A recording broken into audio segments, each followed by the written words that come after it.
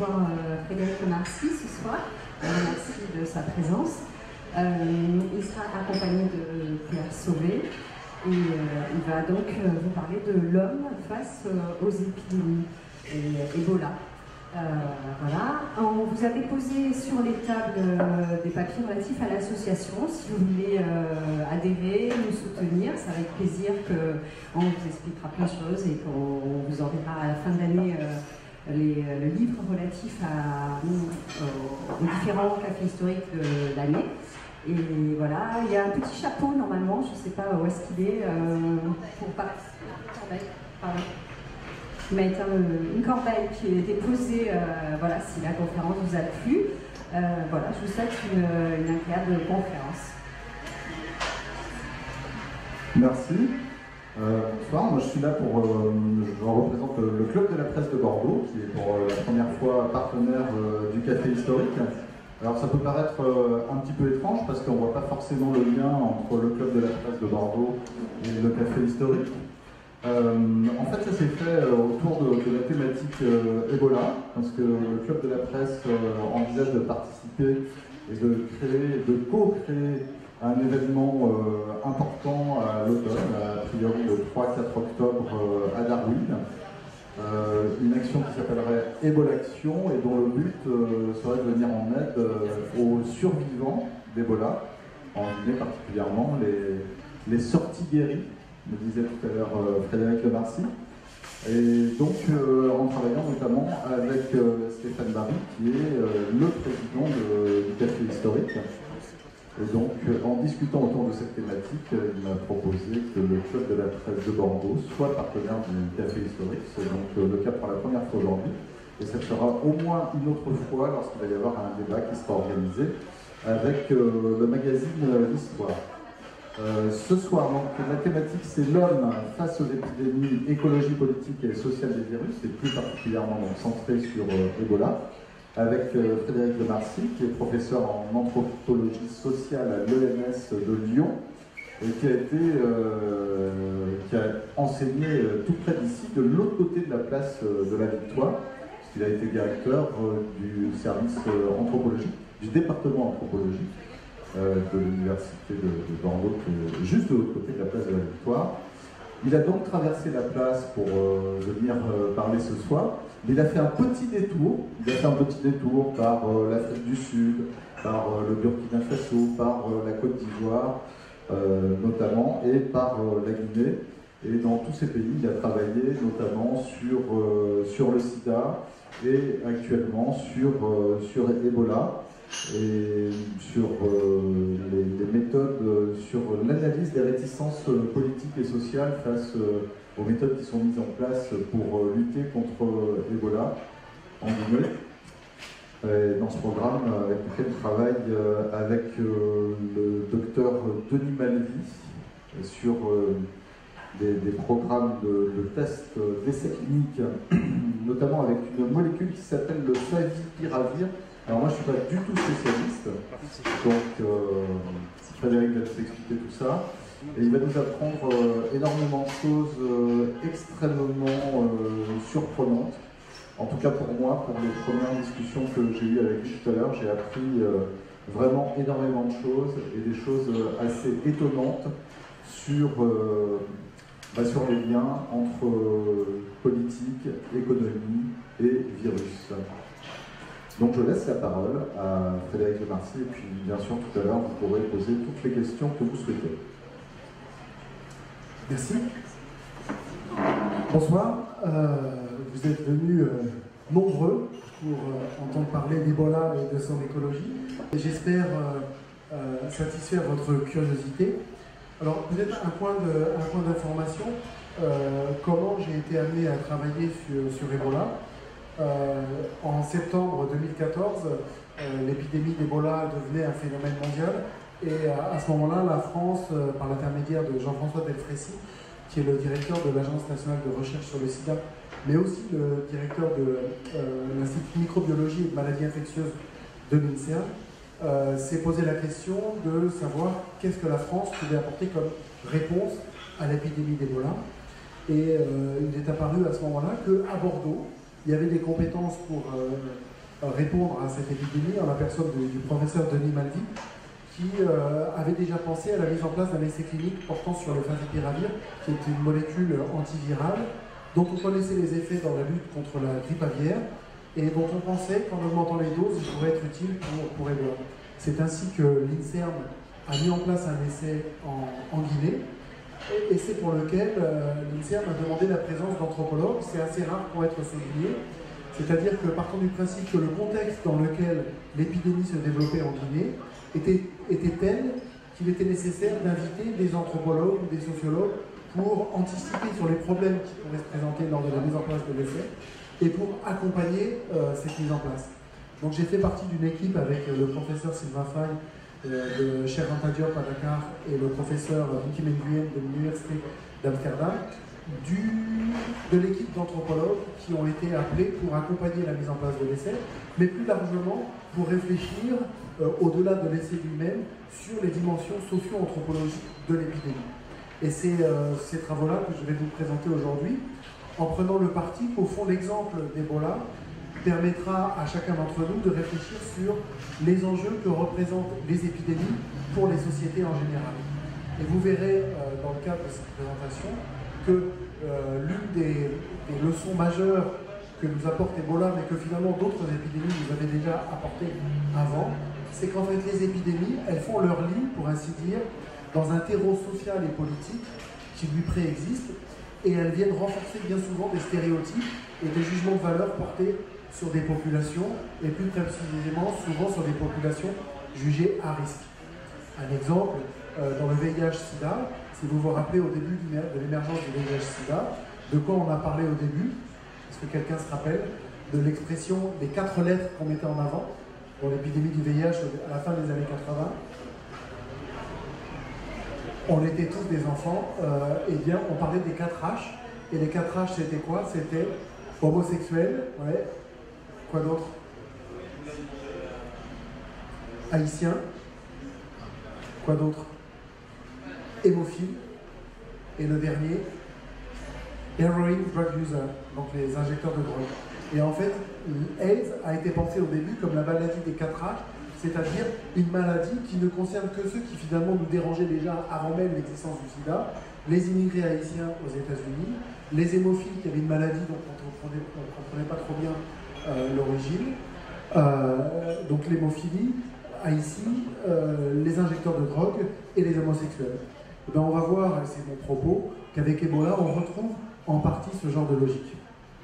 Donc ce que je vous propose aujourd'hui, c'est de discuter d'Ebola et de son écologie.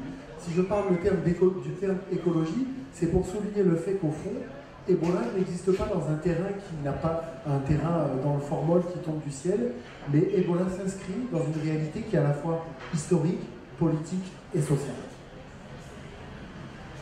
Alors avant de commencer véritablement mon propos, j'ai une sorte de petit jeu avec vous. Je vous demande de regarder cette photo avec beaucoup d'attention. Je ne sais pas si on la voit très bien. Cette photo, c'est donc un jeune qui porte un t-shirt dans lequel il est marqué « Stop Ebola ».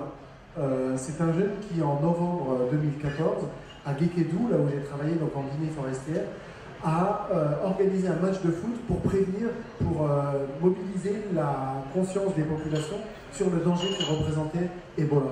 Et je vous demande de garder cette image en tête pendant toute cette présentation, donc cette image d'un jeune qui organise un tournoi de foot, qui était le tournoi de foot Ebola, pour mobiliser les populations sur le danger que représente Ebola. Alors, vous gardez l'image en tête et puis on commence. Vous êtes d'accord? Alors d'habitude, vous faites oui. Vous êtes d'accord? Oui. Merci. Ah, je sens que la salle est en train de chauffer. Donc, la première question qu'on pourrait se poser, c'est pourquoi il faudrait faire une anthropologie d'une épidémie. Au fond, l'épidémie, en général, c'est plutôt le domaine des virologues, des épidémiologistes. Pourquoi l'anthropologie? Est-ce que vous avez au moins une idée de ce que c'est que l'anthropologie? Alors peut-être que c'est bien, merci pour ceux qui nous soutiennent au fond de la salle. Donc, l'anthropologie, c'est quoi? Anthropos, c'est l'homme, logos, c'est la pensée, le savoir. Anthropologos, la science de l'homme. Donc, L'objectif de l'anthropologie, c'est de comprendre comment finalement l'homme vit en société et quel sens il fait de sa place dans le monde et des rapports qu'il entretient dans le monde. Donc, l'anthropologie est pertinente pour comprendre les épidémies parce que l'anthropologie nous permet d'interroger la façon dont les hommes font du sens et comprennent les épisodes épidémiques qu'ils rencontrent, mais également comment ils s'en prémunissent et comment ils réagissent face à l'épidémie. Donc au fond, pour l'anthropologue, l'épidémie est intéressante parce qu'elle a des dimensions symboliques et construites. Symbolique parce que les acteurs font du sens avec l'épidémie. Construite parce que pour l'anthropologue, ce qui est important, c'est de comprendre au fond comment l'épidémie ne vient pas par hasard et comment l'épidémie est le produit de logiques qui peuvent être politiques, historiques. Alors pourquoi symbolique? En fait, je vous en ai déjà donné un aperçu à propos de l'épidémie de sida. L'épidémie, au fond, toutes les épidémies sont révélatrices. Merci pour le. Révélatrices du social. En fait, je fais un très gros effort, j'ai une bronchite. Je suis venu pour vous parce que je savais que vous seriez là. Donc, l'épidémie est révélatrice du social.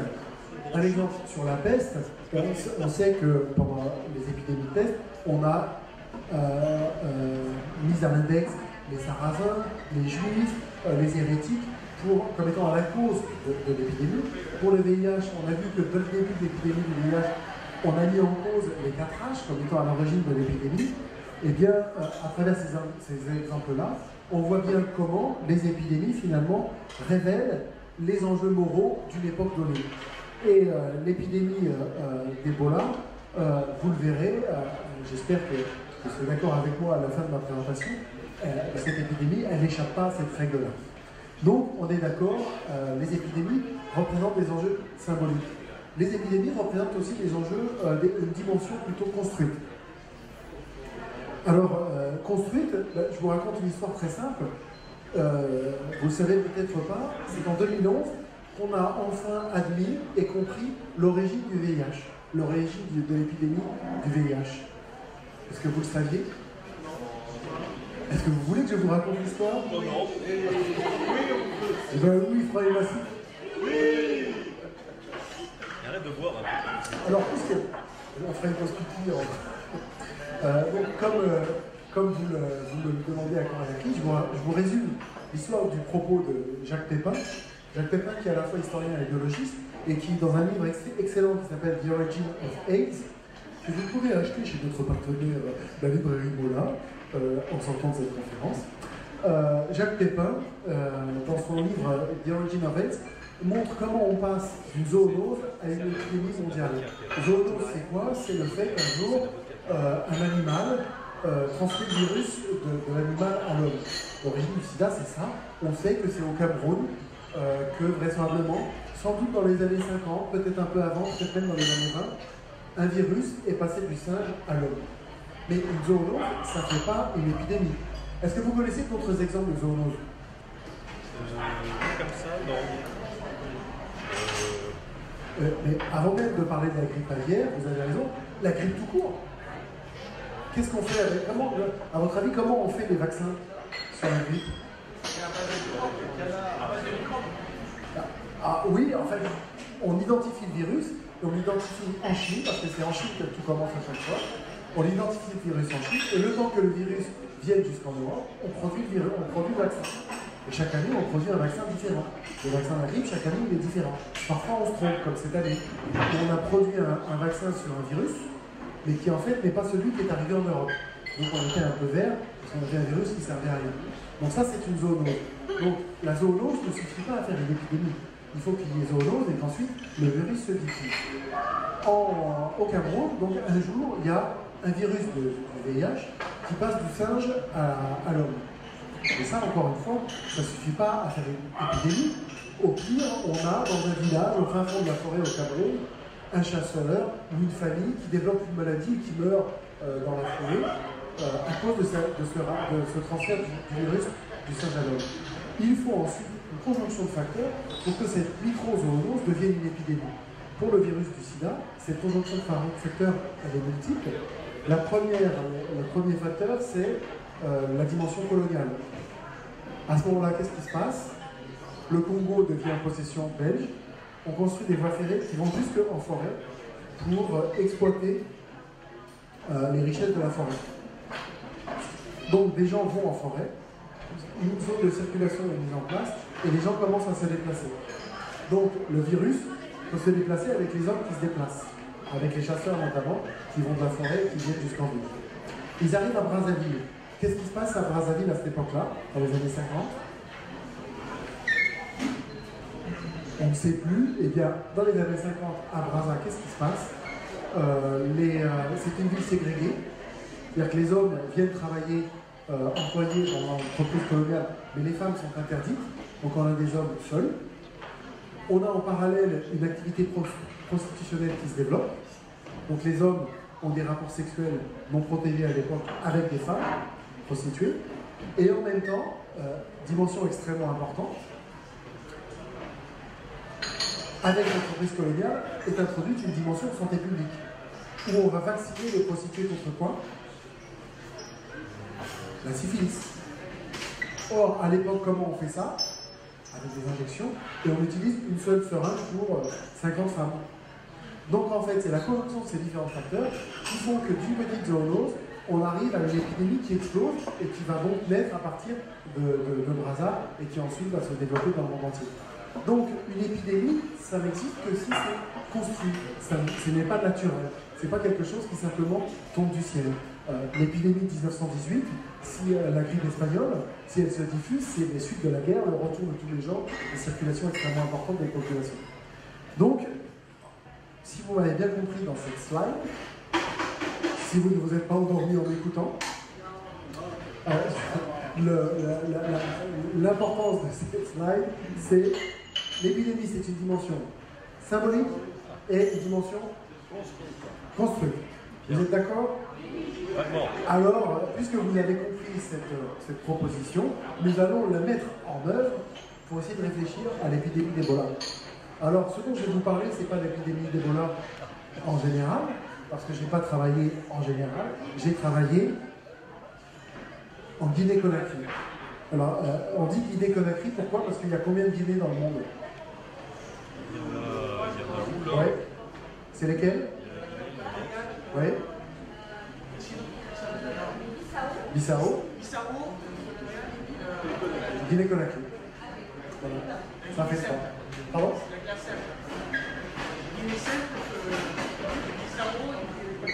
Oui. Et en fait, ce qui est intéressant, c'est qu'avec l'épidémie d'Ebola, si c'est une chose, si ça a servi à quelque chose, dont on est sûr, au moins c'est que maintenant on peut mettre la Guinée sur la carte. En gros, c'était plutôt terra incognita avant, alors qu'on a oublié, à l'époque coloniale, la Guinée, et notamment Conakry, était la perle de l'Empire français. Mais comme en 1958, la Guinée a traversé Coutouré, a dit non à De Gaulle, et a voulu quitter l'Empire, on l'a vite oublié, et on n'y pense plus beaucoup aujourd'hui. Mais la Guinée, voilà la Guinée. L'épicentre de l'épidémie en Guinée, c'est cette zone-là. C'est la zone, si j'étais un vrai médecin ou un bon médecin, parce que je ne suis pas du tout ni un médecin ni rien du tout, j'aurais un pointeur et je vous montrerai. Voilà, la zone de la Guinée forestière, et notamment Guékédou, où l'épidémie débute, et où j'ai travaillé donc au mois de novembre, janvier et février.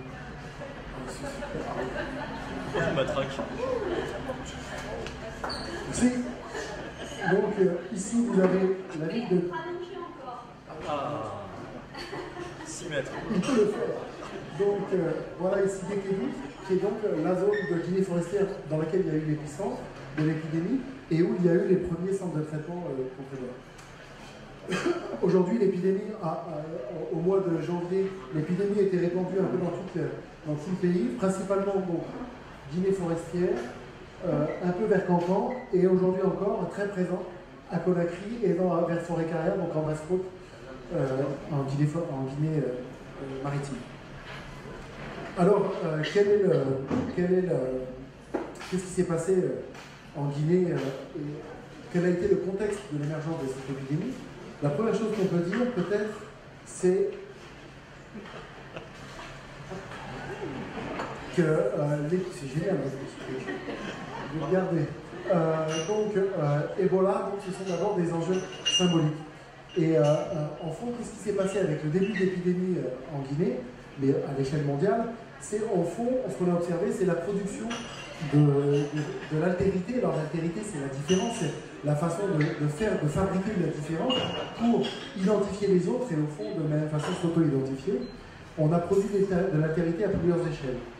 D'abord, à l'échelle internationale. Si vous essayez de réfléchir à la façon dont on a pensé l'épidémie d'Ebola au début, quand on en a parlé un peu en septembre en Europe, eh bien on a vu qu'au fond, ce qu'on a mis en avant, c'est l'association entre l'épidémie d'Ebola et le fait qu'il y avait des populations qui vivaient dans un rapport de proximité avec d'autres espèces un peu trop proche, assez flou. On a dit au fond, les gens, s'ils ont Ebola, c'est parce qu'ils vivent avec des singes, c'est parce qu'ils mangent du singe. Je ne sais pas si vous avez à l'époque regardé sur les sites internet, sur YouTube, il y avait des reportages terrifiants où on voyait des gens, je me souviens d'un de la BBC, où on voyait un gars qui disait en anglais « Ouais, chez nous on mange du singe » et il prenait une jambe comme ça de singe et il disait « Ah !» comme ça.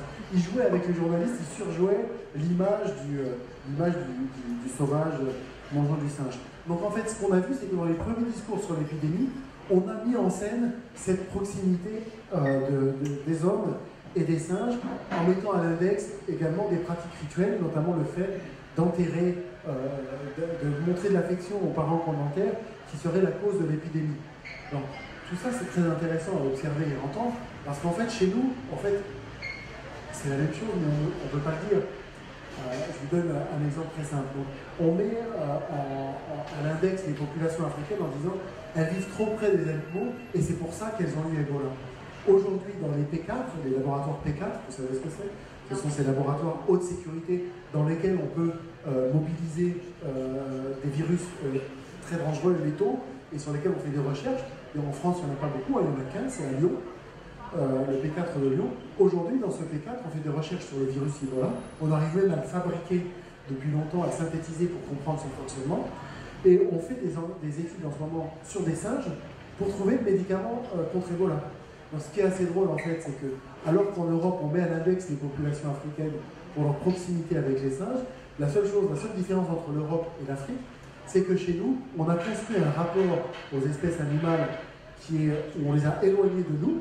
Soit on les met dans des réserves et on va voir le monde sauvage dans des réserves naturelles, où on éloigne l'espèce humaine de l'espèce animale, mais comme on est quand même au final obligé de reconnaître notre proximité avec l'espèce animale, à tel point qu'on cherche des médicaments sur des modèles animaux, parce qu'on sait que ça s'applique aussi à nous, eh bien on le fait dans des espaces confinés, cachés, à l'abri du grand public, donc dans des P4, à Lyon, où personne ne le sait, alors que j'ai par exemple à 500 mètres de l'ENS de Lyon, on passe devant tous les jours, personne ne sait que dans le sous-sol, il y a une vingtaine de singes à qui on refile Ebola et sur lesquels on teste des médicaments qui potentiellement seraient utiles pour nous. Donc en fait, on n'est pas dans une proximité absolue, on est simplement dans la construction par la société d'un rapport de l'homme à l'animal, et nous, on ne fait que mettre à l'index le rapport des sociétés africaines avec le singe, parce qu'elles s'en servent comme l'animal de compagnie, ou parce qu'éventuellement, elles le mangent. Donc, cette mise en scène de la relation de l'homme à l'animal, on le retrouve dans des images qu'on voit circuler sur Internet, peut-être que vous connaissez celle-là, où on a comme ça un malade qui porte presque une peau de léopard, qui est ensanglanté, derrière une chute d'eau, une chute d'eau qui s'appelle les Ebola Falls, et où en fait on a une mise en scène de cette sauvagerie de l'Afrique, qui est celle d'où émergent tous les malheurs du monde et les épidémies. Et ce type de représentation, elle est reproduite évidemment dans le film que vous avez tous sans doute vu avec Dustin Hoffman, où Dustin Hoffman sauve le monde dans son scaphandre contre un virus manipulé par les méchants blancs qu'on voit ici représentés dans ces combinaisons, mais qui en fait manipule un virus qui nous vient d'une profonde Afrique sauvage et éternelle. Alors, cette relation problématique qu'on a avec l'Afrique, cette façon de le vivre symboliquement en termes de différence, c'est aussi quelque chose, comme je vous l'ai dit, qui est pas simplement symbolique, mais qui est aussi construit, merci. Il y en a qui suivent. Donc, alors, comment réfléchir sur la dimension construite de cette relation au continent africain? Eh bien, je vous propose de regarder ce dessin. Magnifique. Qui est un dessin de Brax. Brax, c'est un dessinateur qui dessine beaucoup des dessins sur l'humanitaire et donc qui présente un monsieur portant la combinaison, le scaphandre de ceux qui travaillent sur Ebola et en fait qui présente ce qu'il appelle une Ebola apartheid où au fond Ebola c'est quoi? C'est l'aspirine pour les noirs et le ZMapp pour les blancs, le ZMapp étant le médicament qui a été donné aux patients qui sont allés aux États-Unis. Alors, à travers cette image amusante, au fond, il s'agit simplement de souligner une réalité, c'est que l'expérience d'Ebola, elle est fonction d'inégalités sociales et politiques majeures qui font qu'aujourd'hui, en moyenne, des patients Ebola qui sont pris en charge dans un service de santé en Europe ou aux États-Unis, on peut considérer que 30% d'entre eux vont mourir, alors que en Afrique, c'est entre 50 et 80% d'entre eux qui vont mourir simplement parce qu'ils n'ont pas accès aux médicaments, parce que le traitement est différent. Et c'est vrai également des acteurs professionnels de la santé qui ont travaillé sur Ebola en Guinée. Un expatrié était rapatrié et soigné dans son pays d'origine. Un travailleur africain, on lui mettait simplement une petite hydratation et en espérant que ça aille mieux, mais il avait en fait de grandes chances de mourir. Et vous allez le voir dans ce que je vais vous expliquer plus tard, il y a une vraie, cette lecture postcoloniale que je vous ai brossée à grands traits, qui est en fait les inégalités produites par l'histoire de relations entre les pays, elle permet également de comprendre la réaction des populations et notamment d'interroger ce qu'on a appelé les résistances des populations et de montrer qu'au fond, plutôt que de résistance, il est sans doute préférable de penser en termes de réaction de population à un dispositif qui est vu en fonction d'un registre qui est un registre politique. Un autre exemple de la situation postcoloniale et finalement de la forme d'hypocrisie, on peut dire, dans l'intervention. Quand on vous parle d'Ebola, aujourd'hui, on vous dit « nous sommes allés sauver ces vies africaines qui mouraient ». Entre parenthèses, je peux vous dire que Ebola aujourd'hui, c'est à peu près 12 000 morts depuis le début de l'épidémie. Le paludisme sur le continent africain, c'est 3 000 morts par jour. Donc vous voyez, depuis le début de l'épidémie, on n'est pas dans les mêmes échelles. Mais voilà une photo que j'ai prise personnellement à l'aéroport de Conakry, c'était en novembre, je crois. Qu'est-ce qu'on voit là? On voit pas grand-chose. On voit pas grand-chose, mais quand même on voit. Donc c'est l'embarquement avant le vol pour Paris. Et on voit donc des Guinéens qui font la queue pour prendre l'avion. Et on voit un monsieur blanc avec un pistolet, c'est le flash, pour prendre la température. Ce monsieur-là, c'est quelqu'un des Prusses. Et Prusse, c'est le service d'urgence sanitaire déployé par la France dans le cadre de catastrophes naturelles, comme par exemple au Népal récemment. Ils ont aussi été déployés en Guinée, mais en Guinée, ils étaient là. Ils ont fait un peu de soins pour les centres de traitement, notamment à Massinta, mais en fait, ils ont été là surtout pour vérifier que les avions d'Air France n'embarquaient pas des malades vers la France. Donc on voit bien que ce qui est présenté comme une logique altruiste et humanitaire de soins des autres répond en fait surtout à des enjeux qui sont des enjeux sécuritaires, qui ne sont pas moins légitimes, mais ça mérite quand même d'être dit tel que c'est. Et donc évidemment, est-ce qu'on accepterait de voir demain le gouvernement guinéen nous envoyer leur Eprusse nationale pour vérifier que des gens avec la grippe ne prennent pas l'avion pour la Guinée-Conakry? On peut en douter. Donc on voit bien en fait en quoi chaque expérience de réalité, de pratique du dispositif d'Ebola renvoie finalement les individus à une expérience qui dépasse l'épidémie et qui est celle simplement pragmatique de leur reconnaissance des enjeux politiques et économiques qui fondent les rapports actuels entre l'Afrique et l'Europe, qui sont des rapports post-coloniaux.